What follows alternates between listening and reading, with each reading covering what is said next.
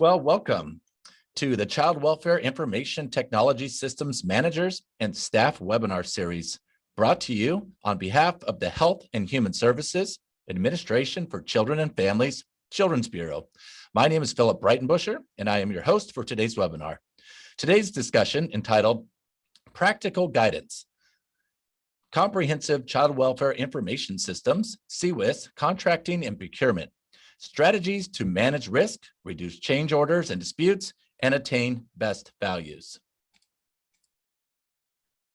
Today's presenters include Nicole Harder-Schaefer, who's a federal analyst with the Division of State Systems, and Kim Bennett, Contract Manager, Procurement Documents Reviewer, and Federal Contract Support, and myself, Phil Breitenbuscher, as today's moderator. We want to encourage active participation throughout today's webinar, and you can participate in several ways. The first is we would like you to ask questions and encourage you to ask questions throughout the presentation. Please type those questions using the question and answer feature, either at the bottom or the top of your screen, and you might see an icon similar to the one located at the top right of my screen. You can also ask questions over the phone or using your computer microphone by using the raise hand feature. Once you've clicked on that feature and raised your hand, I will send you a private chat just confirming you are ready to ask a question over live over the phone or over your computer microphone. Once you've confirmed you are ready, our host will unmute your line and you'll be able to ask your question live. If you're joining us via the phone, you can just dial *9 and we'll see your hand raised. You can also put your hand back down by hitting *9 again. If you would like to lower your hand, also use the raise hand feature to lower your hand if you do not have a question you'd like to ask.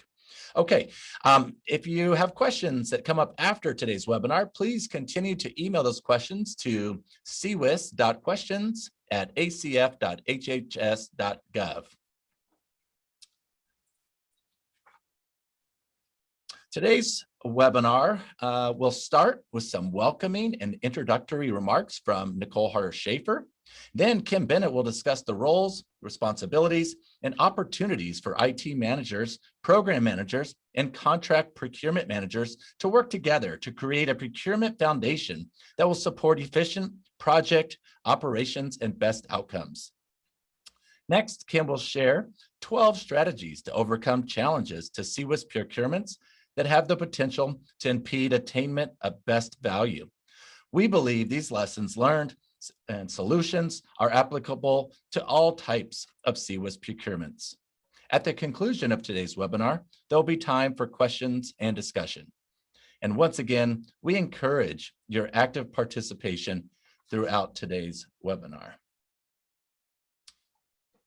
So let's get started with some engagement by launching our first poll question. Today, we'd like to ask you, how familiar are you with the contracting and procurement process? Please select one of the following. Not at all familiar. What's a contract? Slightly familiar. I know where my contracts are located. I'm somewhat familiar. I understand the basics of contracts. Moderately familiar. I have helped develop and or executed contracts in the past. Or you're extremely familiar. From A to Z, I am actively involved and responsible for contracts. We'll now go ahead and launch the poll and give you a few seconds to respond.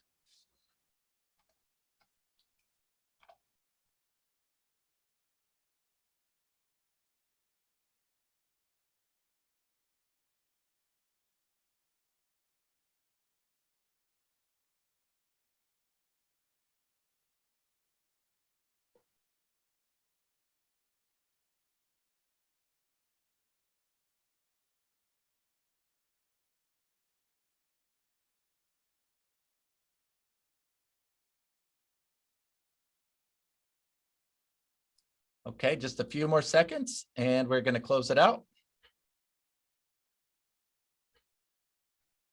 All right, and let's see what your results look like. All right, well, 44% of you say that you're moderately familiar and have helped develop or executed contracts. Great. About a third of you are somewhat familiar and understand the basics. The other smaller percents are either not very familiar or slightly familiar, and a few of you are extremely familiar. Wonderful. All right, let's stay here with you.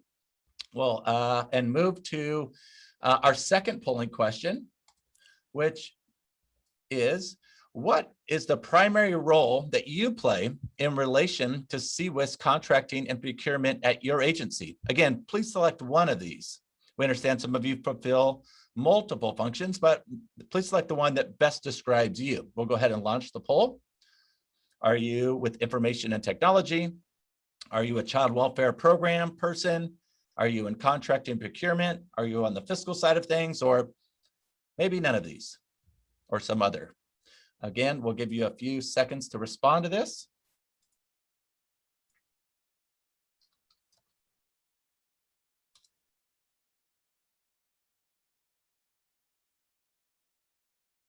Okay, just a couple more seconds, and then we're going to go ahead and close out this poll. We thank you for your participation. Excellent. Let's go ahead and see what those results look like. Okay, again, the majority of you, 44%, or a good portion of you at least, are with information technology. And then we're pretty evenly spread out with program folks, contracting and procurement. Thank you for joining us today. We appreciate you being here, as well as fiscal and budget. And then almost 20% of you are in another function. But so again, we appreciate you being here as well. Okay, folks, stay with us. We have one more polling question, just to help our presenters get to know you a little bit better. So our third polling question, before we get started with today's presentation and opening remarks, is this: which of the following activities have you either participated in or had responsibility for at your agency? And this one, pick all that apply.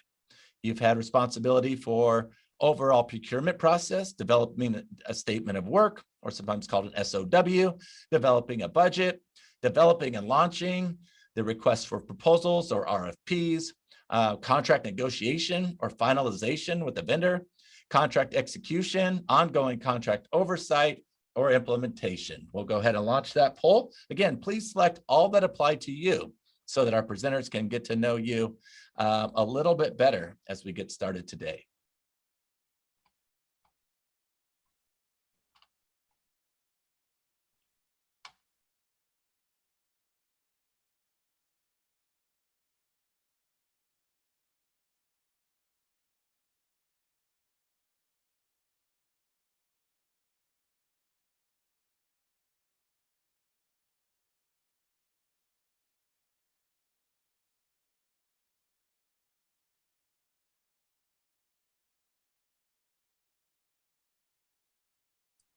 Okay, this one's a little bit longer, so we're going to give you just about another 30 seconds. If you could just select all that apply, that would be great. Actually, I'm sorry, Tom, let's go ahead and move to the next polling question if we're able to. Start that again.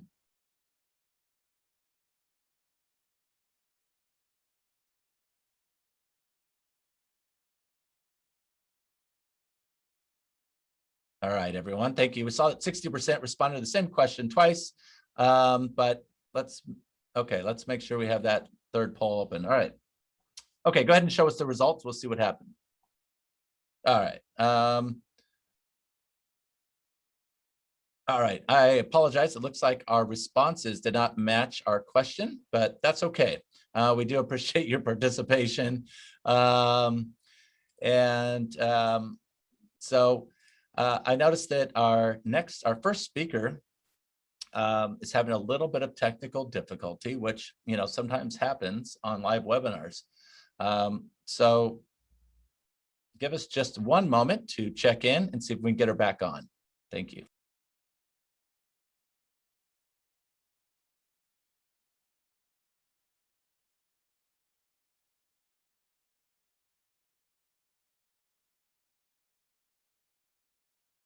All right, well, Nicole should be back with us in just a moment. Nicole, are you there? Hey, Phil, this is Nick. It sounds like the technical issues are persisting. Would you please fill in here and then thank you. Sure. Okay. Well, let me go ahead and welcome again, everyone. On behalf of Nicole and the federal team here, we are really excited to present to you this first webinar in a two-part series that's going to focus on the contracting and procurement process. And being from program myself and many of you, 44% of you were with information technology, we realized that really the three of us, program, information technology, procurement and contracting specialists, and I saw there's a good portion of you that are also budget and fiscal folks, we can sometimes speak different languages and also wonder who's really driving the bus, who's in charge, what roles and responsibilities do each of us play to ensure the best results. And we think this two-part series will help answer some of those questions. And so we'll start today with kind of this concept of a CCWIS vision for you, and we really would like for you to develop this user-centric solutions and implement kind of a continuous process improvement process. And we understand that information technology is changing and improving rapidly. And so this is a constant kind of moving target. And even more importantly, for each of this kind of three-legged stool of professionals and disciplines to be able to work together in this process from beginning to end to really understand how we can have the best outcomes. And so we'll start today's webinar with this idea of a life cycle of the contracting process and the roles and responsibilities. And then we will look at some existing or some challenges that are often faced with these teams. And the challenges that are sometimes faced with information technology are actually very similar to those in acquisition. And so we'll talk about some of the 12 common challenges and also solutions to overcoming those in today's webinar. And then finish up with some procurement procedures and templates that may need adjustment to fit development approaches, but may help accommodate this rapid change cycle that we're all living in, and maybe even more sped up now post the pandemic or midst of this pandemic that we're all living in. And again, we think that the procurement process itself brings together this great opportunity for our different disciplines to come together, understand each other, communicate with each other, and work together ultimately to provide the best outcomes. And we're really excited to bring you today Kim Bennett, who has just a wealth of experience. She's really devoted her career to contracts management and seeing so many things. Her experience includes receiving training by some terrific contract officers over the US EPA. She provides perspective on contract with eyes of both contractor and the government, which I think is helpful. And she just has such a range of experience over the years, really since, I hate to say this because she's so young, but she's been doing this since the 90s. So please, if you will, welcome for us, Kim. We're so pleased to learn from your in-depth experience with CCWIS contract reviews. And we are glad you're with us. Kim, go ahead and take it away. Thanks, Phil. Hi, everybody. Thank you for being here. The good work you're doing for CCWIS is so important and meaningful, and I feel very lucky to be connected with you all, even in a small way. I've had the opportunity to support the Children's Bureau by reviewing CCWIS state procurement documents for about 9 months. And today I'm going to share with you what I've seen in the state procurement documents for CCWIS. Based on issues that commonly occur across the documents, I'm going to provide suggestions for 12 strategies to help overcome procurement challenges and attain best value.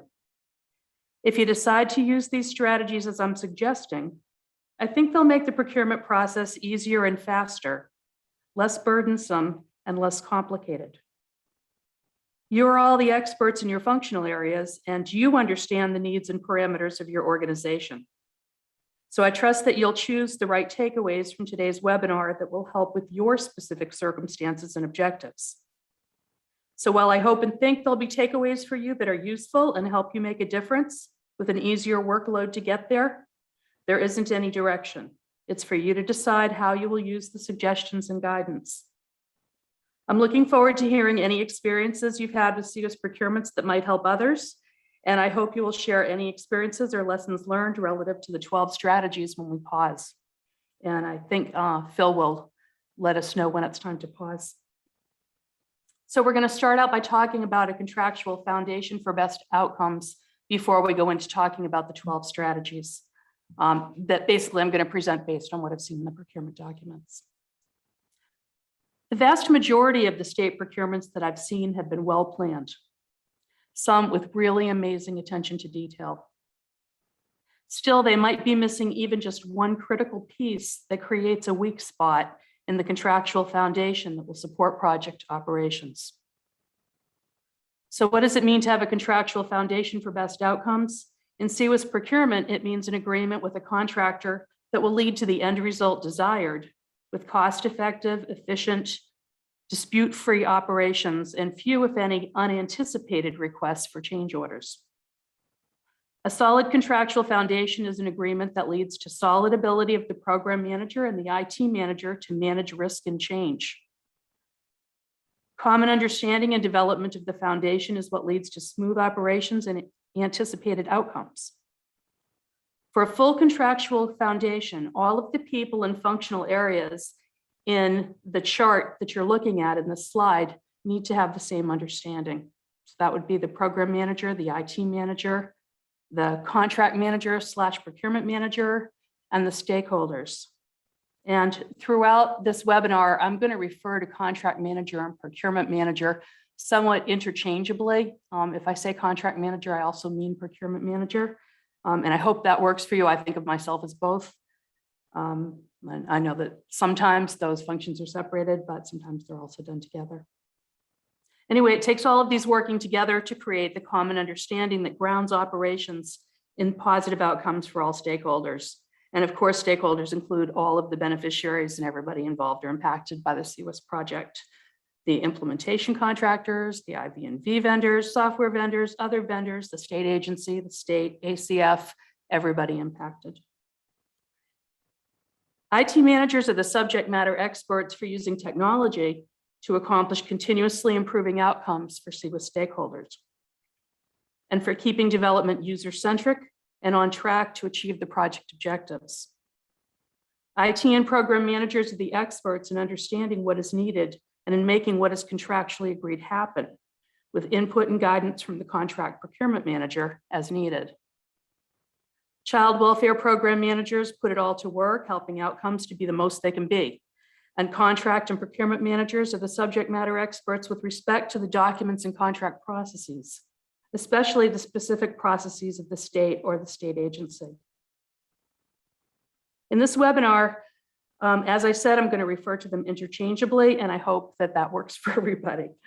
In thinking about roles and interactions in contracting in general, and in particular, some of the CCWIS solicitations that have struggled to finalize CCWIS agreements, when groups come together with differing objectives and perspectives, beginning with common understanding creates trust. That trust fuels more common understanding, and it fosters smooth and productive contract discussions, negotiation, and then operations. While the technicalities of establishing a contractual foundation are important, it's important too to keep in mind that trust is a very real foundation strength in all of the interactions in CCWIS procurement. And that includes both internal and external interactions and working together, the interactions of functional groups within the agency, the IT manager, program manager, contract manager, procurement manager, systems engineers, and as well as when the state is interacting with CCWIS contractors. Trust that the other is fair, reasonable, trustworthy, and committed to mutual well-being and mutually satisfactory outcomes is important. It's like glue. The CCWIS contractual foundation needs both strong technical supports and relationships grounded in trust. One of the things that seasoned contracts managers know is that if it starts out badly with a contractor, it usually ends that way. So if any of you have experience with building contractor trust and lessons learned along those lines that might help others, I hope you will share them. Next slide, please.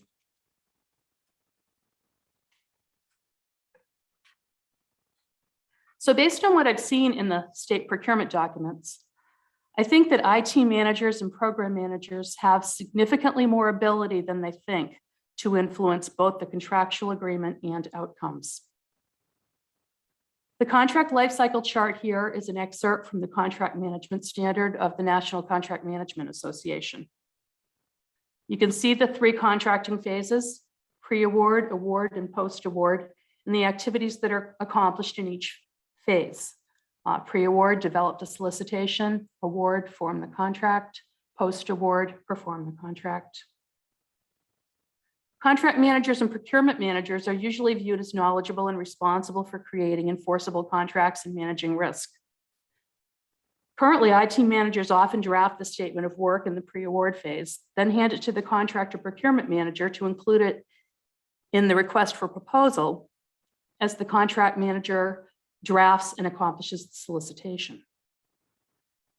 The IT manager may participate in the evaluation of proposals and negotiation, but hand off for formal creation of the contract and award of the contract is to the contract or procurement manager. It's handed off to close and execute the agreement with the selected vendor. The contract manager then returns the fully executed contract to the IT manager and the program management team. The IT manager and the program management team operationally then manage the contract, working with the vendor to perform the contract and hopefully accomplish the intended outcomes. The IT and the program managers are relied upon most in the post-award phase. In contrast to the traditional roles focused on post-award operations for the IT and program management team, influence will make the most difference to CCWIS outcomes at the front end of the process, where the solicitation is developed in the pre-award phase. Most of the difficulties I've seen in the procurement process could be mitigated or resolved before ever becoming problems through IT, program manager, and contract manager, procurement manager collaboration at the front end of the contract lifecycle in the pre-award phase. That's a shift from the traditional paradigm for procurements with the IT and program manager roles limited to drafting a scope of work, then handing it off to the contract manager for solicitation and award, with return of the signed contract for the program management and IT team to implement. IT managers in the program team influence and impact risk management and outcomes in pre-award, award, and post-award activities. Their impact includes both contractual and operational risk, with emphasis on change management. Their drive to attain best value continues throughout each phase of the life cycle: pre-award, award, and post-award. But it's the front end of the contracting process that the IT and program managers have the greatest ability to influence terms, manage risk, and set a foundation for best outcomes. In collaboration with the contract manager, the influence of the IT manager and program management team can shape the contract in advance of the award to ensure fewer disputes, fewer unanticipated change orders, smoother project operations, and outcomes consistent with the vision.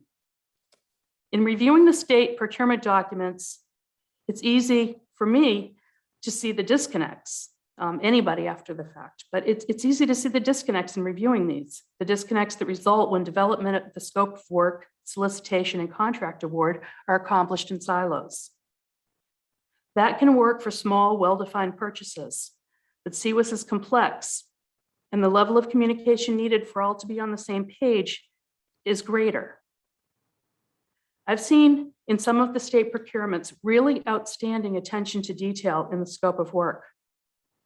Disconnects arise with the handoff for inclusion in solicitation templates. No matter how much effort is made or how exceptionally well done the scope of work is, or how exceptionally well done the contract and procurement manager, how exceptional they are in doing their job. Disconnects still exist. One example is when deliverables and requirements are priced in a manner that doesn't align to the type of payment that the contract calls for. Pulling forward the roles, shifting contract creation effectively into the front end of the process, with greater reliance on the input of the IT manager and program managers to develop the scope of work in cooperation with and with the guidance of the contract manager will improve outcomes.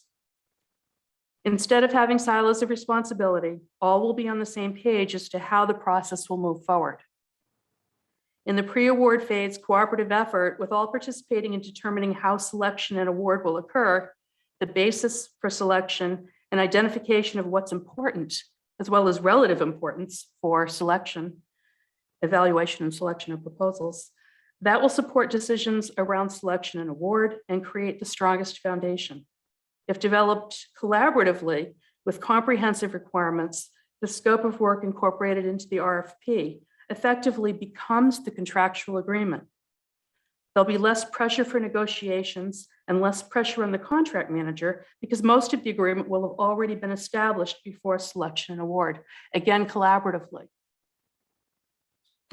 So these things I'm saying are based on what I'm seeing in as commonalities across many of the state procurement documents. Next slide, please. So IT managers and program managers can significantly impact both the contractual agreement and operational outcomes through development of the scope of work that's included in the RFP.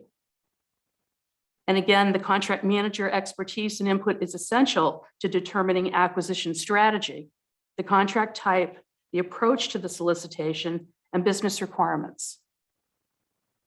The contract manager can provide valuable guidance relative to the solicitation. For example, determining presentation if selection criteria is to be weighted.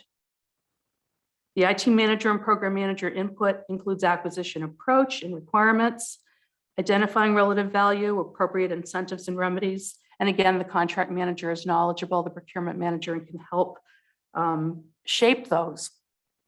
But it takes everybody together with the input to have a fully articulated, fully comprehensive scope of work that includes the technical requirements, the functional requirements, and the business requirements, all built into the RFP, with everybody on the same page as to what's happening. That doesn't mean everybody needs to sit at the same table every time, but the parties are all on the same page as to how it's evolving and providing their input consistent with their areas of knowledge.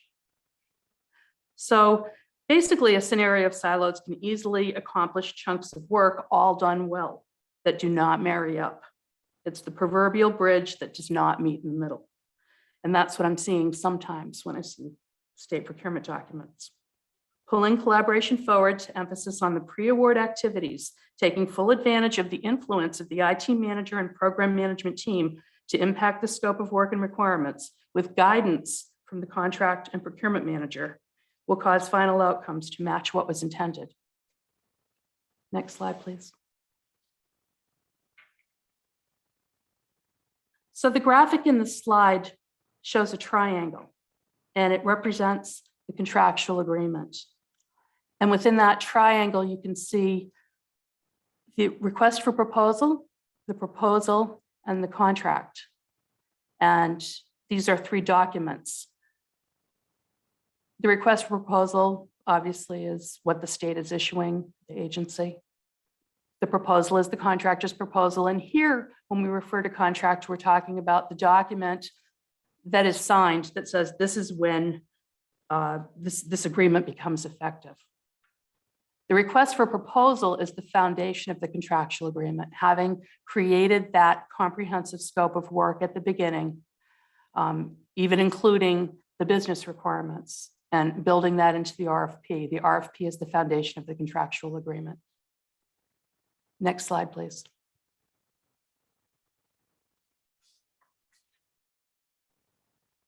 So the contractual agreement is the contract documents in order of precedence.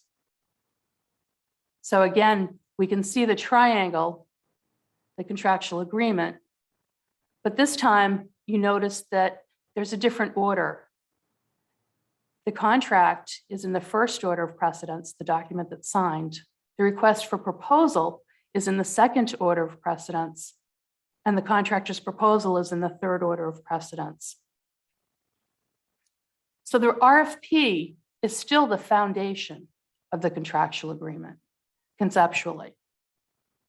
But what happens is, typically in an agreement, and I've seen this across many of the state documents. I can't overemphasize this is a very common occurrence across the state documents. This would go very far to overcome and stop some of the challenges that make everybody pause mid-process.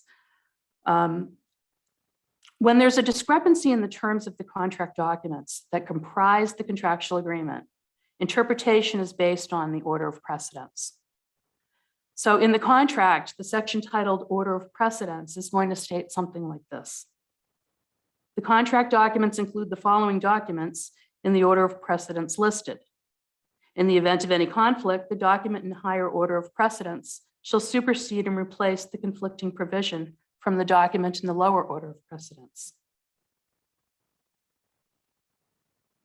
So you can see in the graphic that we have in the first order of precedence, the contract, the contract document. Now that could look different depending upon the type of procurement, but the agreement that's actually signed that says this is our agreement. Sometimes that's a cover page, sometimes it's a separate document that then incorporates the RFP and the proposal.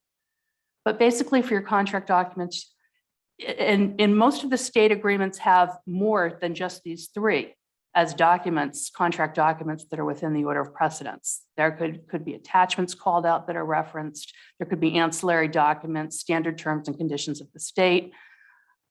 Every agreement's different, but for conceptual purposes, the signed contract document, the RFP and the proposal, and you can see that within that RFP that it's in the state or the state agency's interest to have in the second order of precedence.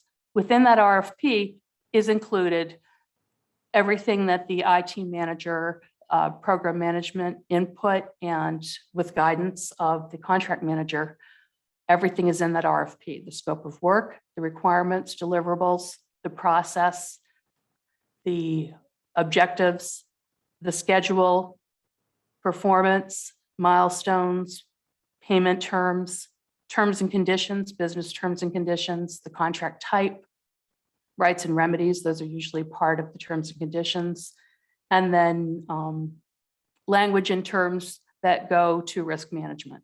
And even that could even include things that also go to payment, things like incentives or penalties.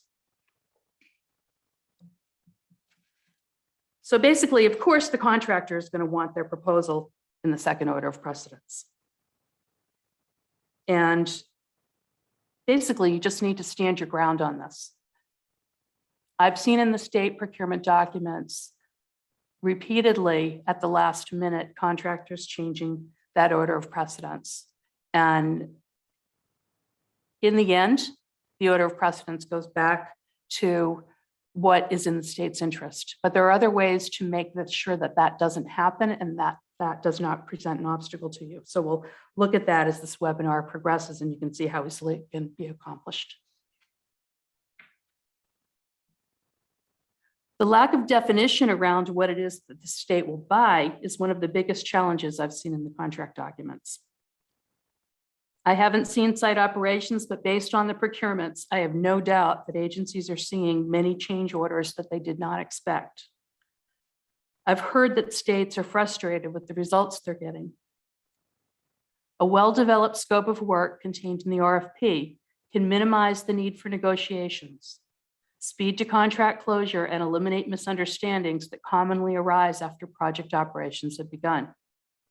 A well-developed, comprehensive, and clear scope of work with measurable performance requirements is key to attaining best value and the intended project result. What is it that you want to buy? The guidance here is this: underscore measurable performance requirements. You will receive what you ask for. The more clear your vision is for what you want, the more likely you are to get it, assuming it's articulated. If you're using agile methodology and your scope of work specifies that you will buy the process, that's what you're going to get, a process. So whether traditional or agile contracting and development are used, specify the work to be done and the outcome required in measurable terms as part of the scope of work. If clear and comprehensive requirements are established at the pre-award phase of the contract lifecycle and included in the scope of work, it will be an easy award phase. Incorporation of the RFP and proposal into the contract, along with the specified order of precedence. The only negotiation needed will be around price and potentially innovations or alternatives suggested by the contractor that are effectively, in many cases, trade-offs. The post-award phase of the contract operations will see smooth, efficient, and economical progress as a result of the common understanding developed in the pre-award phase. Again, it goes to what is it that you want to buy? And I'm saying this because this, again, is what I'm seeing as common theme across state procurement documents when challenges arise or things make the process pause. So I do want to add that what I'm seeing in the procurement documents is sometimes one weakness and sometimes another in the midst of generally exceptionally well-prepared documents, really, really exceptionally well-prepared documents. It's clear that an enormous amount of thought, knowledge, and skill is going into these documents. Some documents are unclear with respect to exactly what the requirements are for what is ultimately being purchased. In other documents, the requirements and the desired outcomes are very clear and thorough, but there's a disconnect to the payment terms. So sometimes disconnects can be figured out with effort, but interpretation is confounded due to differences in the language that's used by multiple parties contributing pieces all at separate times. The solution to many different problems is the same. Collaborate to identify what you want to buy, how it will be bought, and that's the strategic approach, and to define the performance requirements and the standards that will be measured and aligned to payment. Everybody on the same page. Next slide, please.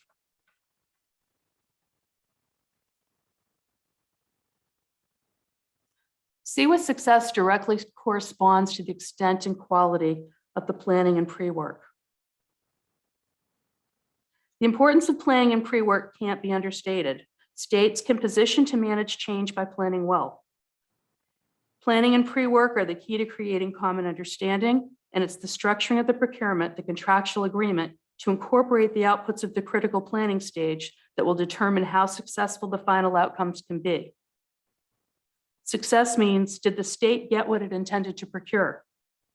The bottom line, did the state do a good job defining the deliverables and the requirements?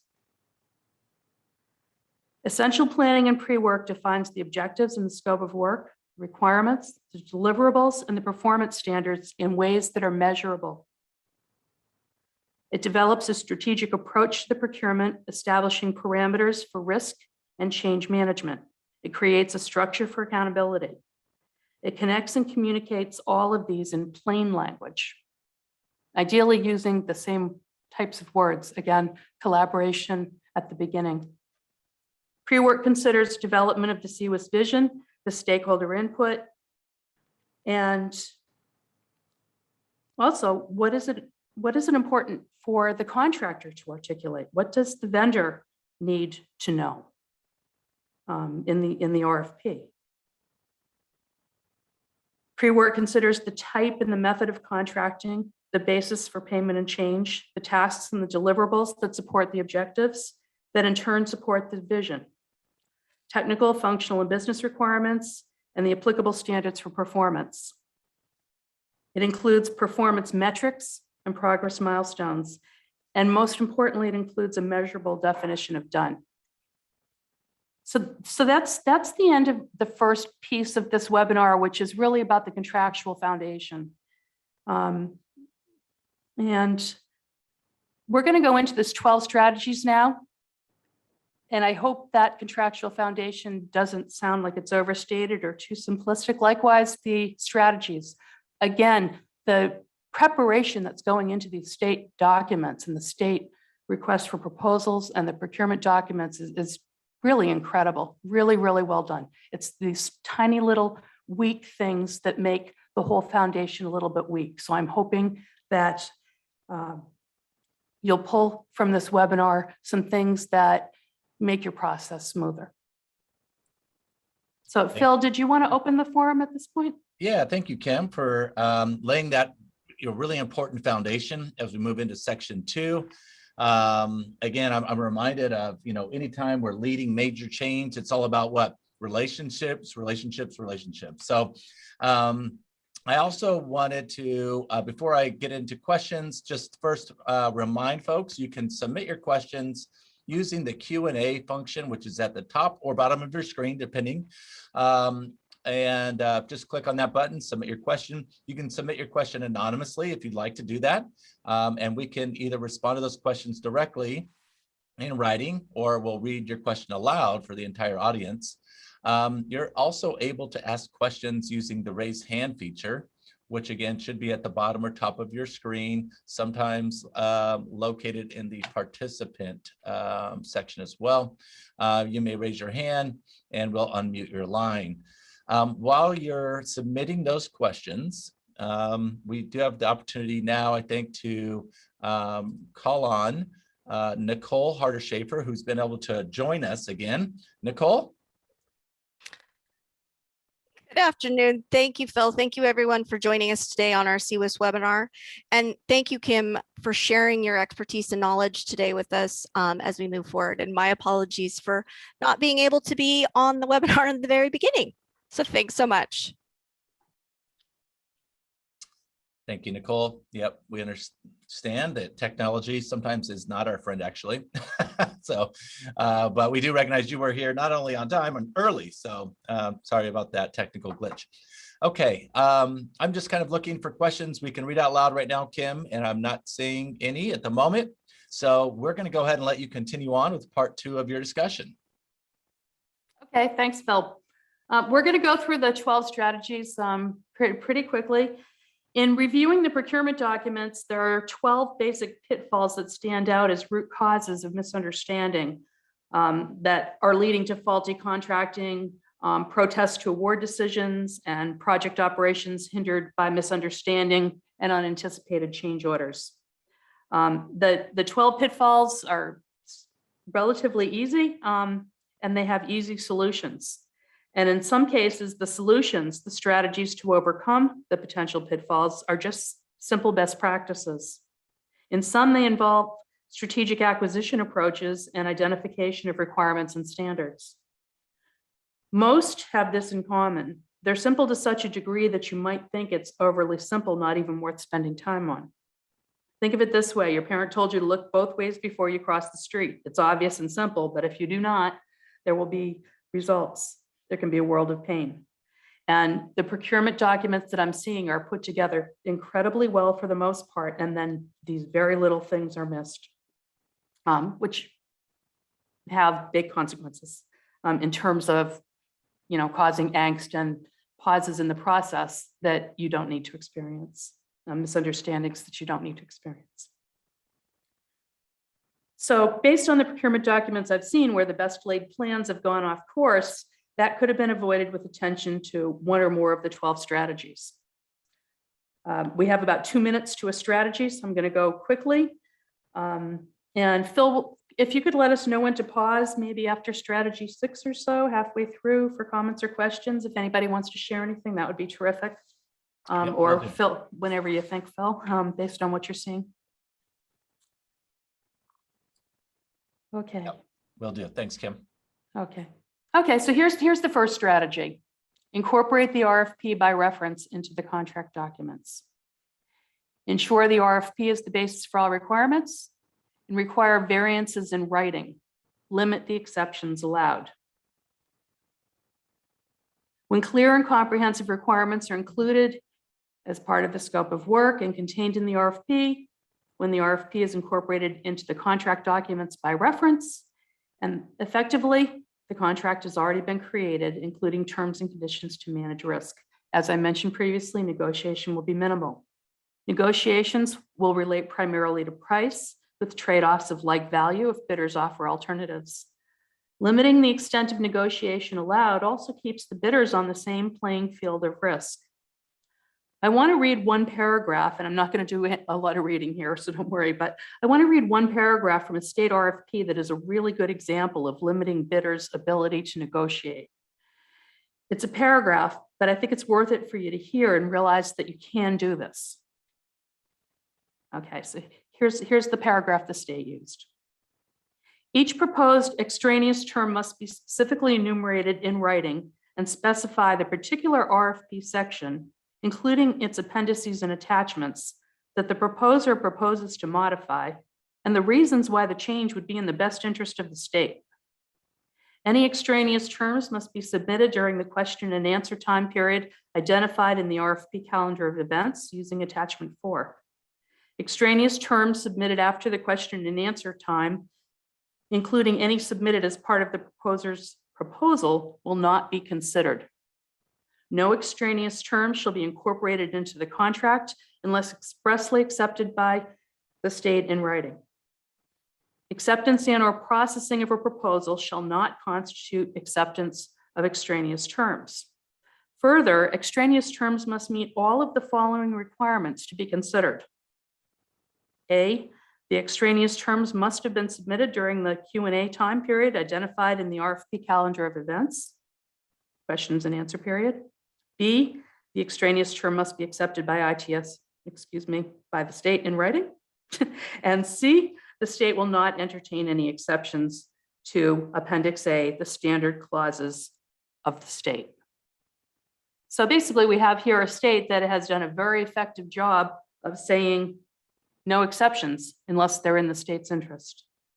And that state has a much easier negotiation process ahead of it.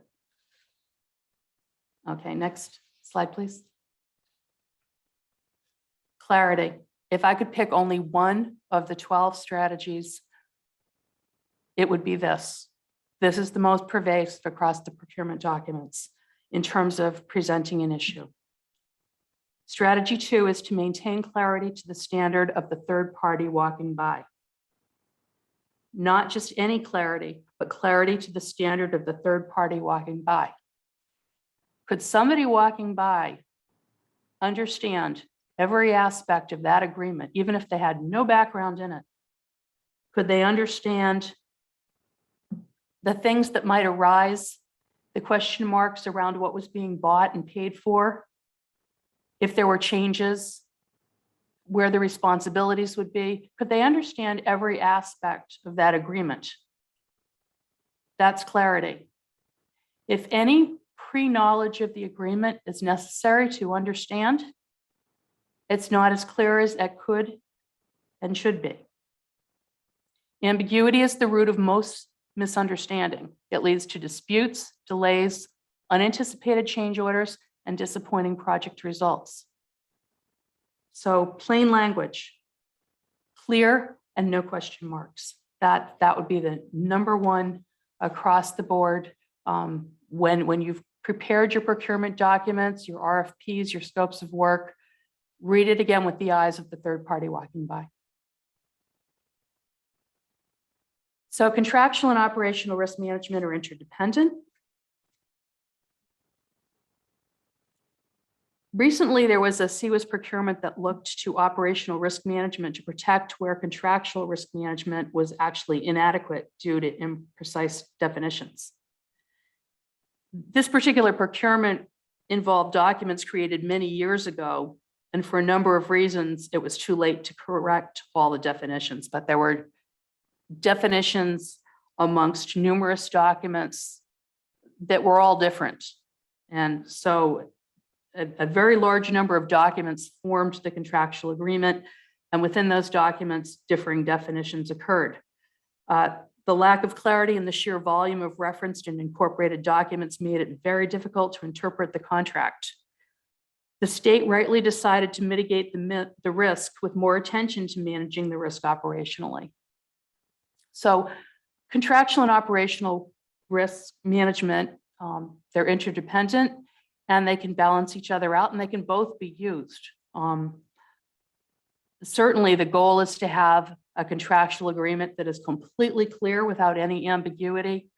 In some cases, if there's a lot of history that goes back many years, old master services agreements, old blanket order type agreements, where there wasn't clarity and it's too late to remedy it, sometimes you can get your clarity through operational risk management and document your procedures and your agreements on site. If the contract isn't entirely clear, but it's too late to do something about that, you can build in clarity of understanding among the parties as operations unfold at each step of the process. So you're managing the risk operationally.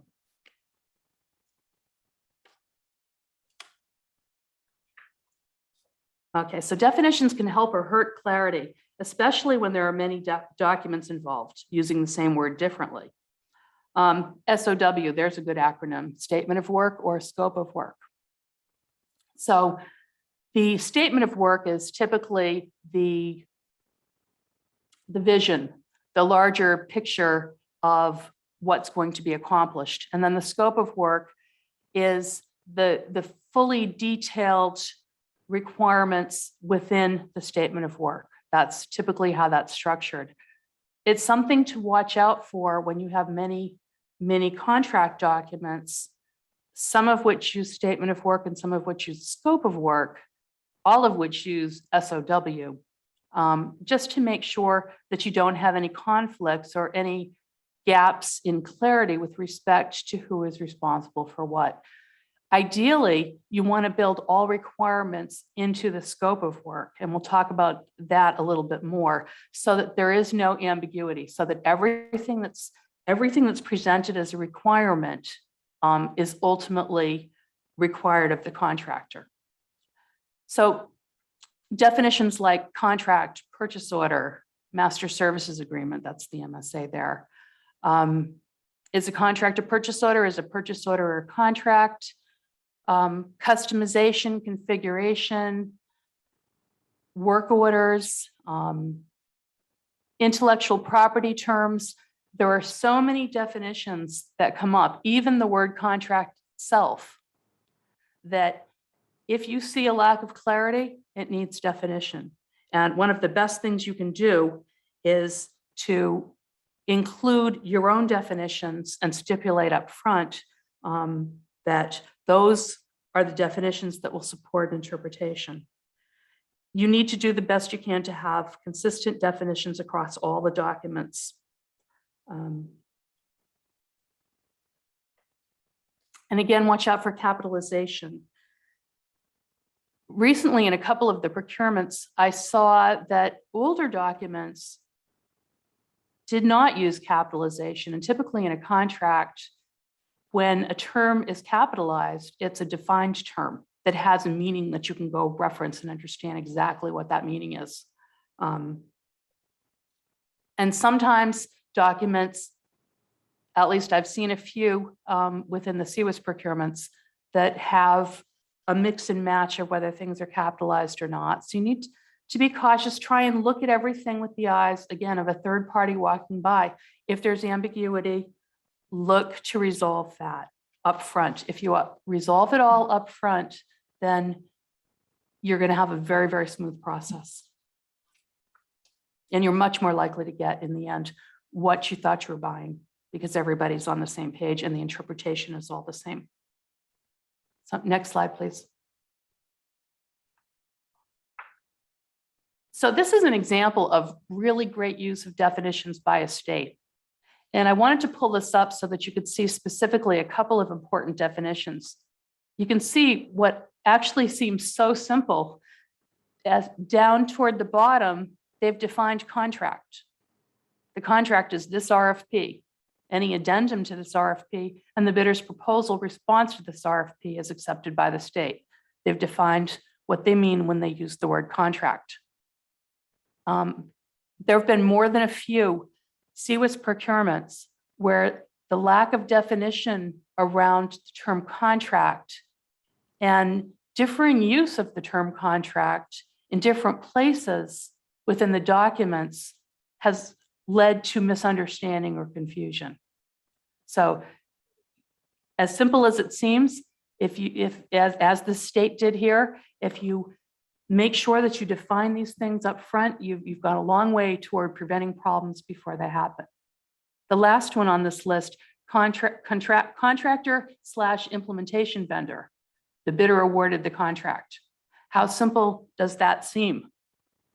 Until you see a bunch of procurement documents or procurements that involve many different documents, and it's not clear to a third party walking by, which sometimes would be me when I'm reading them, for example, the use of the word implementation vendor. Well, is that the same thing as the integration vendor? So it's really important to clarify these things, even when it seems simple.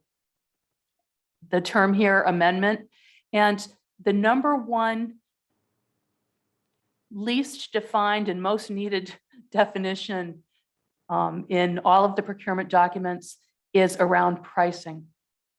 So you can see here that this state has defined all-inclusive, loaded, firm, fixed pricing. And they've mentioned that all the things that that fixed price includes, it includes overhead and fees or profit, clerical support, supervision. They've time spent in traveling to and from. Most of the procurement documents that I've seen, and I do want to say most, would have been aided with additional clarification around the pricing terminology.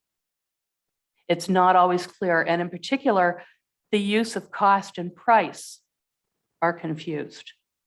So it's so important. When we talk generally, we could say cost and price. Well, the cost is this, the price is that, and we know exactly what we mean because we're being conversational, even if we're not precise about the difference between cost and price. Generally, the price is going to include profit when you're talking about a fixed price. But many of the procurements talk about cost and price. Some of them call for a fixed price proposal, and then they have a cost workbook, and it's not always clear in these. Again, to the standard of a third party walking by, is the bidder supposed to include their profit within that cost workbook? Sometimes it appears that they're supposed to include fixed prices within that workbook that are inclusive of their profit, and sometimes not. And unfortunately, sometimes it's not clear. So these are important. Again, also the all-inclusive hourly rate. So when you put together your documents, really think about all the definitions that are needed. Next slide, please.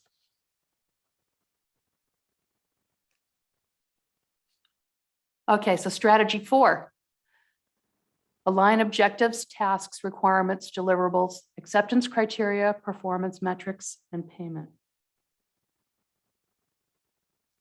One of the states provided an impressive set of aligned documents, including technical, functional, and business requirements, all aligned to quality standards and objectives. Their alignment is a recipe for success as long as there's no ambiguity in the contract documents. And as long as when there are changes as the project progresses, all changes are agreed in writing, with follow through occurring to make formal changes to all of the documents presenting requirements for continuing alignment. So alignment ensures common understanding of how all the acquisition components work together and a common understanding of expectations. So you have your objectives, your tasks that feed into those to achieve the objectives, the requirements within each task, the deliverables, the acceptance criteria is critical, the performance metrics, and the payment terms, and all of those should align. And the two ways I've seen it done, one of them is to use Excel workbooks, and another is sort of an outline type format. And what they have in common, both that really works, is sort of a numerical system that aligns them all. So you can see what feeds into what, what's related to what, and you could actually take the objectives out to the tasks, out to the requirements, both with alignment, both to the functional requirements and business requirements, right to the acceptance criteria, performance, and payment. And you can see then how it's paid for. Okay, next slide, please. So this is just a quick example of the outline type format. And you can see on the slide, it's an outline. Basically, it's not necessary to see every word here, but basically they're outlining the activities that are going to happen, the tasks, responsibilities, functional and technical requirements, tasks, deliverables, and it's all aligned and it feeds up. So there's no doubt how this, within this particular procurement, there was no doubt how it all aligned to the price in the end. The distinction again is the number here. Okay, next slide, please. All right, thanks, Kim. Just to, before you move forward, I just want to again remind folks that you are able to submit questions using the Q&A function. You can chat also with us, or you can raise your hand. Again, I want to also remind folks that we are going to have a part 2 of this in August. And so, Kim, I think we're on strategy 5, and we have about 15 minutes before we will move into our final Q&A session, along with one final polling question and then some final comments. So again, just wanted to encourage everyone to submit those questions to us so that we can address those. All right, thank you. And Kim, go ahead and continue on. Okay, great.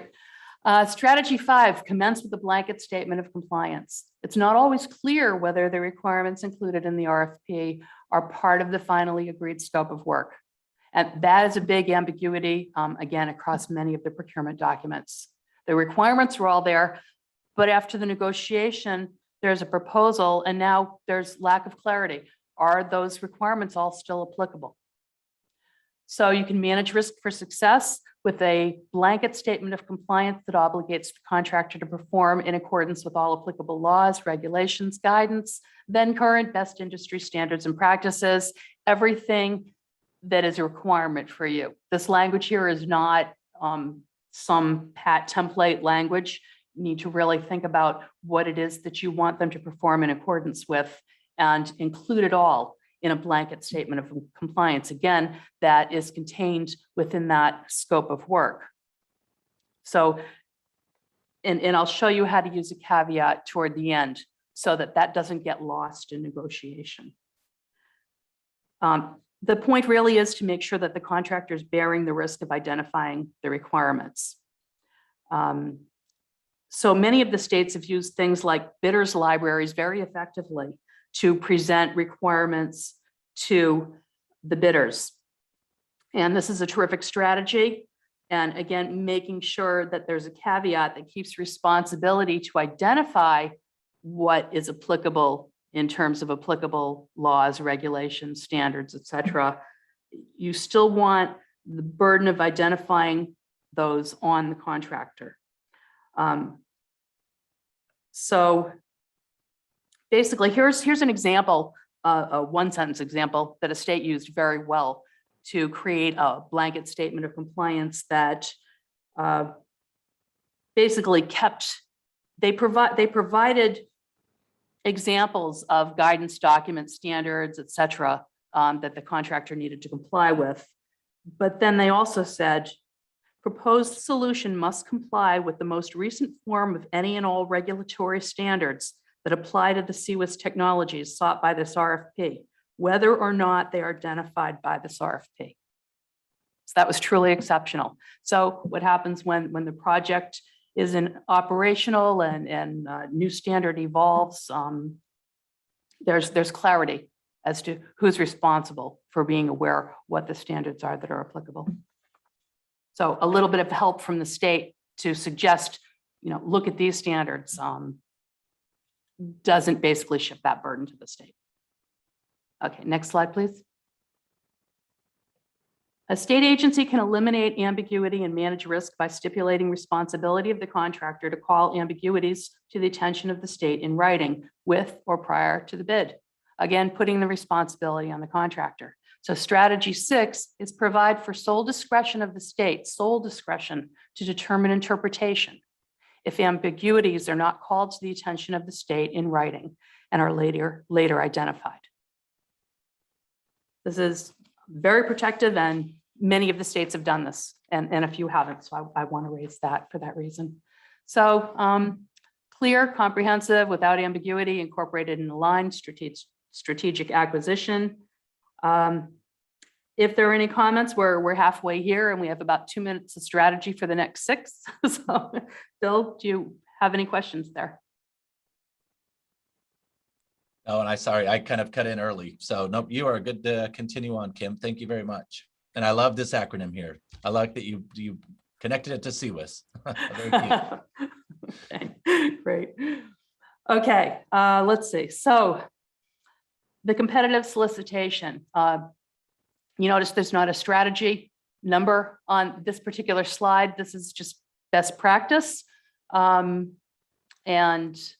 basically collaborate and plan to extend opportunity and encourage innovation.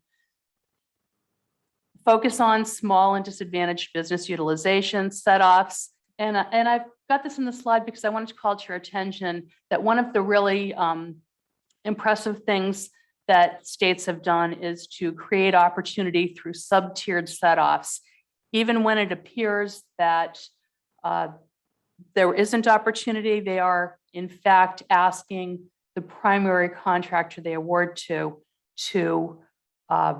also use lower tiered subcontractors who are small and disadvantaged. Other things that can be done to extend opportunity and encourage innovation are to put out requests for information and advance notice to bidders looking for suggestions. So it's in advance of solicitation. And then alternate bids or multiple bids. You can have additive or trade-off bids. Basically, in CCWIS, we are usually for a larger solution, we are looking for best value type solutions.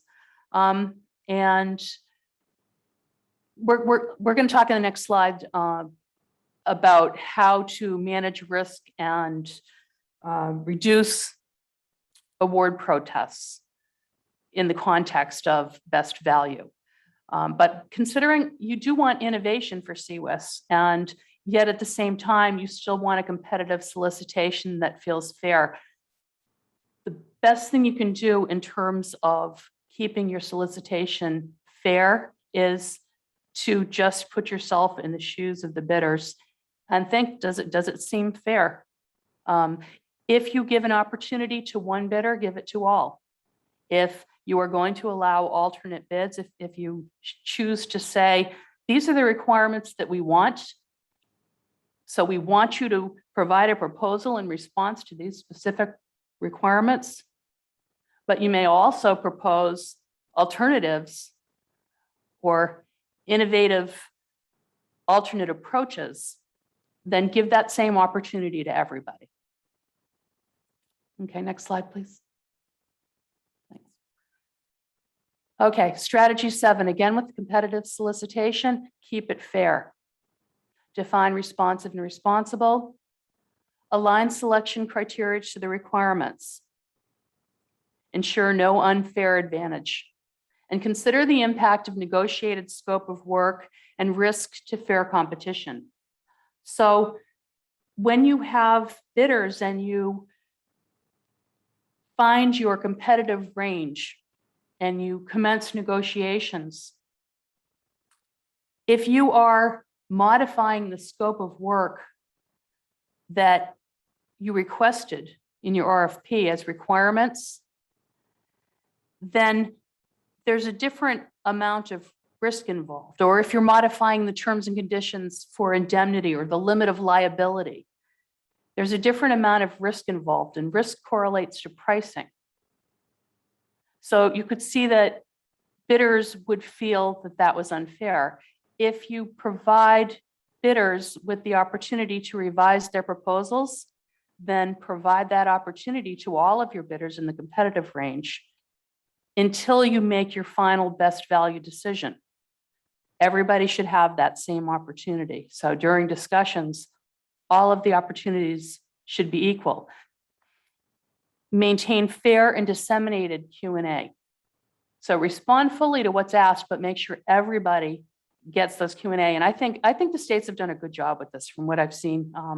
And some have posted them online, and that's been useful too. Make sure that you request best and final offers, again, from those bidders in your competitive range. It would be viewed as unfair to request a best and final only from one proposer. So quantitative, and that said, I want to say that I did see a procurement where bidders were notified that best and final may only be requested from one proposer. I wouldn't encourage that because there's a sense, a perception of unfairness around that. But in best value, you're going to have quantitative and qualitative evaluation. And at the end of the day, what's going to matter is what's on the next slide. So next slide, please. Do what you say you're going to do. What really matters is that you tell the bidders what you're going to do, how you're going to evaluate them, what the weights are that you're going to be looking at. But again, by the nature of best value awards, you're looking at both quantitative and qualitative subjective evaluation. You want to be fair and really, truly fair, but there is an aspect that's qualitative and subjective. And I have seen a few states that have really tried hard to create a fair competition. And by the way, I haven't seen any states that had an unfair competition. Haven't seen anybody with an unfair competition. So all of this is really suggestions to make the process easier with fewer protests. A state, as long as you say what you're going to do, and then you do that, and you are giving the same opportunity to everybody who's bidding, it's fair. So what you really want to be on that lookout for is don't say things that you don't follow through on. Better to not say anything than to say it and not follow through on it. And do create a fair process, fair and reasonable process, and then do document how you're assessing and evaluating. Make sure that your criteria is shared so bidders do understand what you're going to be looking at and the relative weights. But most important, by far and away, is do what you say you're going to do. And right along with that is you have to maintain consistency with the practices used by the state agency for its procurements that do not include financial participation from the federal government.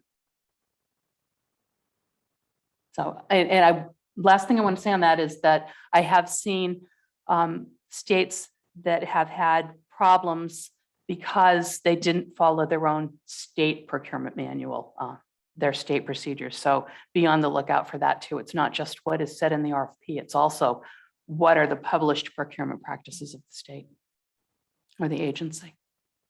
Strategy 9, align strategic acquisition type and payment terms to the contract type.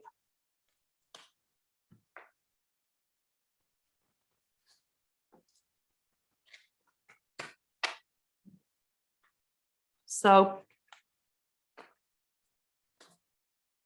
basically, there are 4 things that I want to say about this that I think might help you. And again, they stem from what I'm seeing in the procurement documents. Strategic acquisition involves determining and articulating the contract type and the payment terms to attain best value.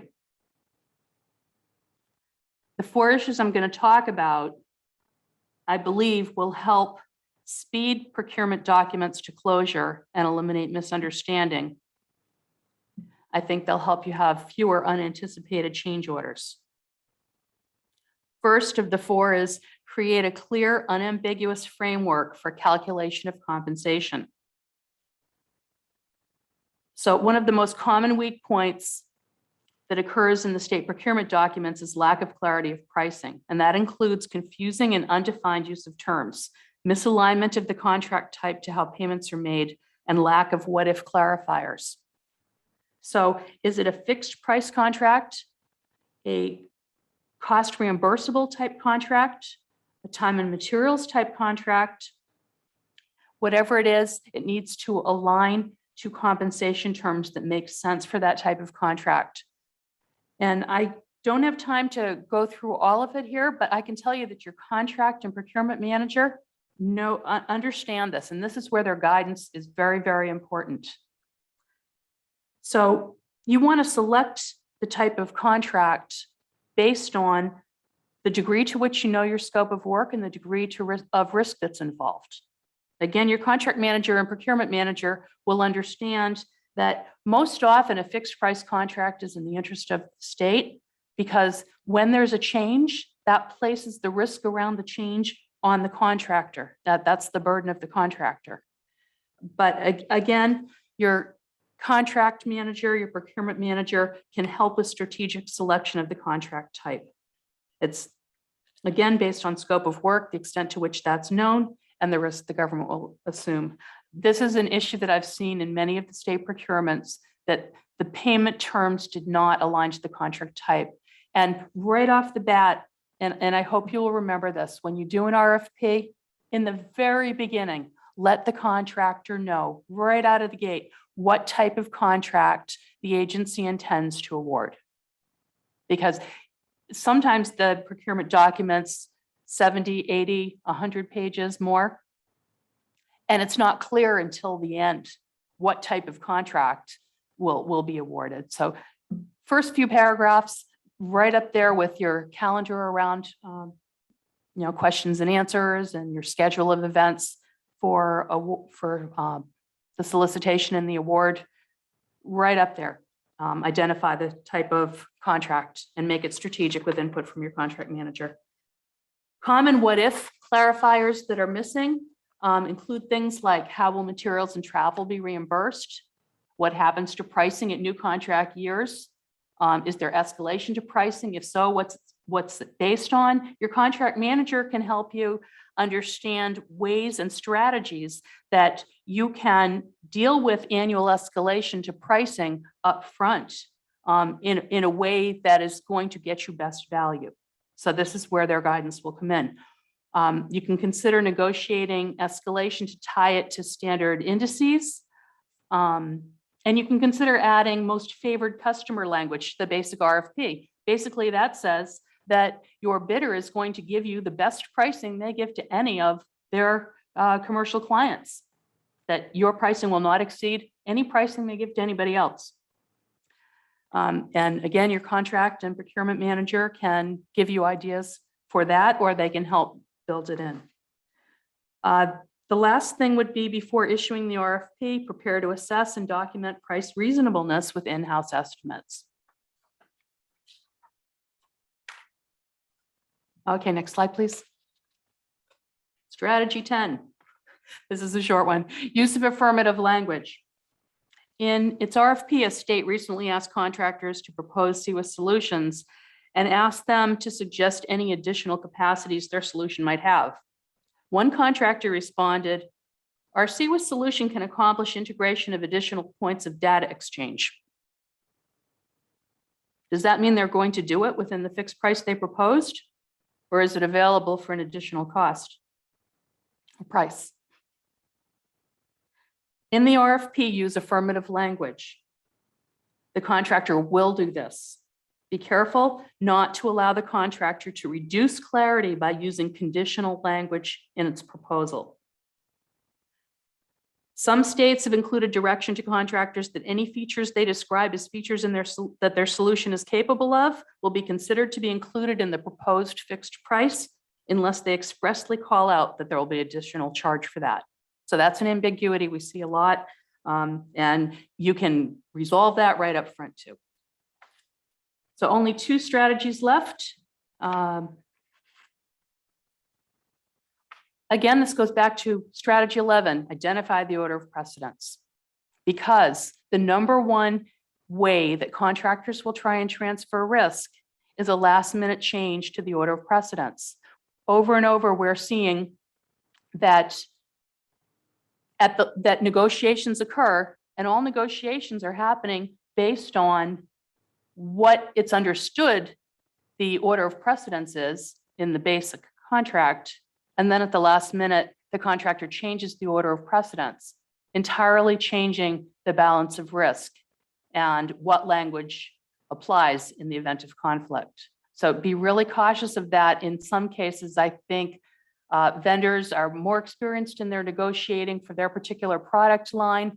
And it seems to me that it's possible that on the other side of the coin, the state agency is not always seeing that occurred. Also look out for transfer of risk by the contractors, anything that's a change order opening. If you read the proposals and the contracts and you keep an eye open, not only for that clarity, standard of the third party walking by, but also scan it. Where could there be a change order request happening in this? Where is there obfuscation of the affirmative language that it should? And where is there the battle of the forms potentially happening because they've embedded hyperlinks to standard terms and conditions? Watch out for responsibility shifts and also even language around approvals. So for example, one contractor buried within its proposal that the state needed to respond within 3 days or it was or their documents were considered approved. That's not reasonable. And again, there's 2 ways to handle that. Put the requirements up front, so it's non-negotiable, and unless they need to call it out. Consider that there's value to changes in risk levels that are called out in the proposals. And then I guess watch out for also in transfer of risk for warranty changes. And in particular, the contractor approach to negotiating warranties that involves changing when that warranty period starts. So does the warranty start when the product is manufactured, when it's delivered, when it's finally approved, when it's accepted, when it's put into operation? If you present the terms you want up front and then don't allow changes, you're going to get what you want. And that's the easiest way to negotiate without negotiating. Next strategy, please. Last strategy, 12.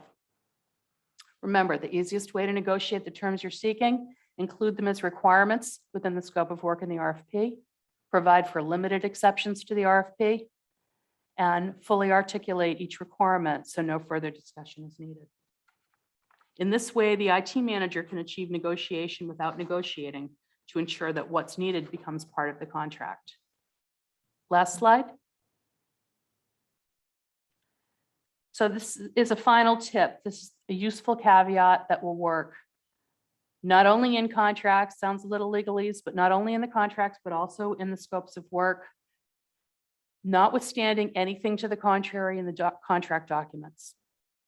If there's something you want to be very clear on that you think there could be ambiguity upon, preface it with this statement, and then make sure that what you've put here is in the first order or the second order of precedence, if the first is the contract. So for example, high-risk points within a project are points of transition, when there's change, when there's termination of the project.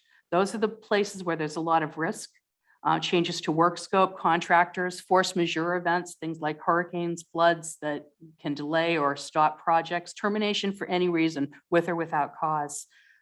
So if you start, for example, notwithstanding anything to the contrary in the contract documents, and then give a bullet list of the things that you must have at those points of transition, it could be helpful. So just two bullets, just as an example.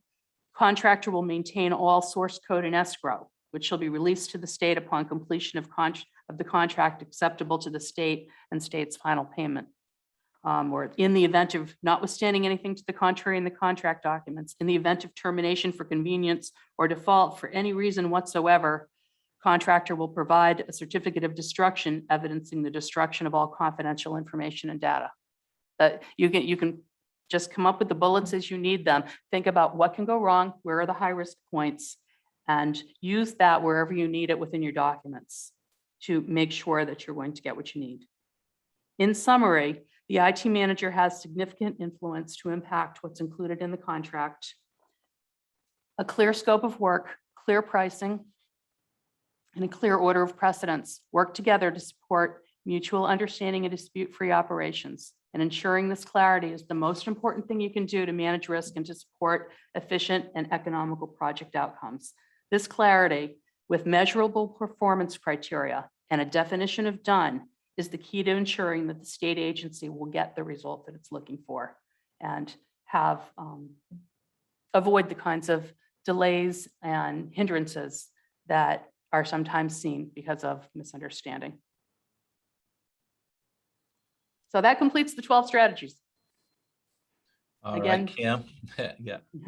Thank you very much for running through that. We appreciate it. And we're so thankful for you to give us those strategies, and some are reminders, some are new to us.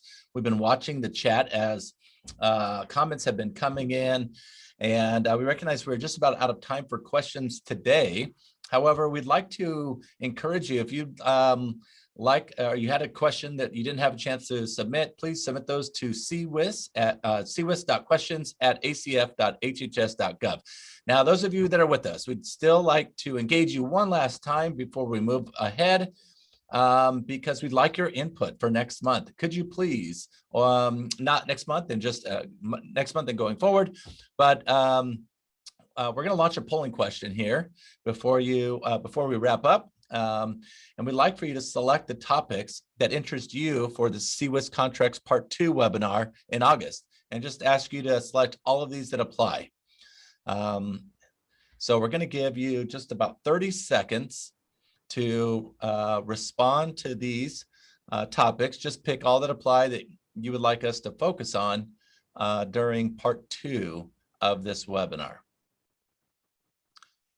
If there is other comments you'd like to, you may submit those using the Q&A function or the chat, either one. All right, we're going to give you about 10 more seconds to select all that apply.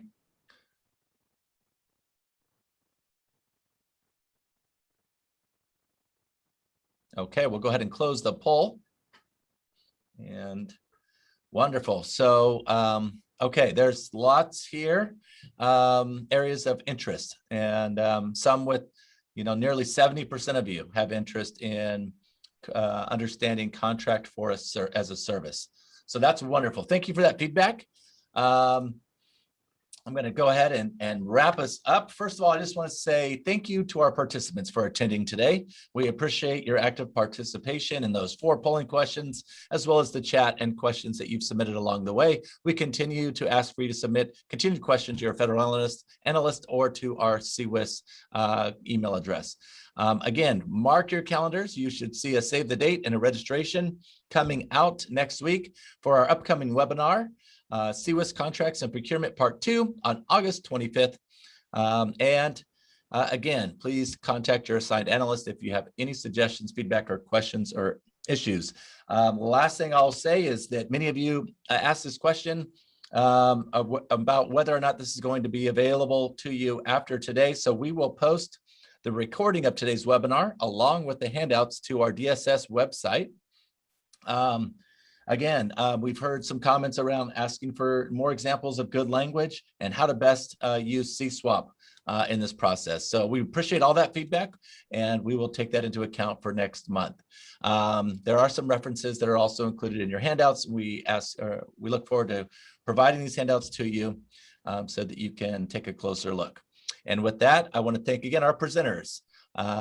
Kim Bennett, thank you so much for your expertise today. And thank you, Nicole Harder-Schaefer, and all the federal staff that are on the call today.